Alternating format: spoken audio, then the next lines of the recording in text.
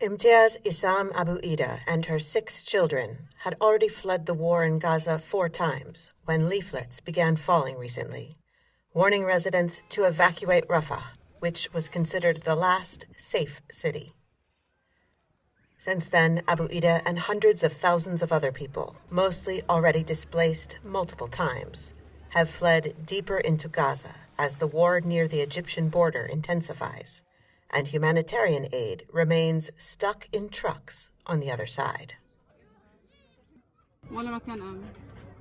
Nowhere is safe. Nowhere is safe. How many times do we have to flee to be homeless again? We barely can find water here. My son has to go far to collect it. What about the children? We barely have drinkable water. In this desert encampment near the war-torn city of Khan Yunis, families say there are virtually no basic supplies like medicine, food, water, or enough materials to build shelters. Even more devastating, say displaced families, is the feeling that they have been abandoned by the world as peace talks continue amid increased violence. The most difficult thing for us in this war is international silence and disappointment. It affects us psychologically. I did not expect that one day in the 21st century, the era of progress, freedom, democracy, and humanity, a Palestinian would be killed for no reason. The war began in October when Hamas militants stormed the border into civilian areas in Israel, killing 1,200 people and taking about 250 hostages in the worst attack on Israel since its independence.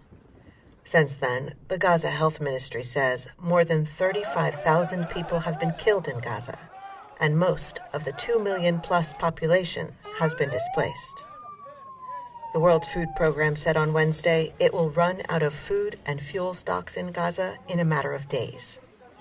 Last week, the organization said famine is already full-blown in northern Gaza, with the rest of the Strip at risk. Aid groups say the Gaza healthcare system collapsed months ago.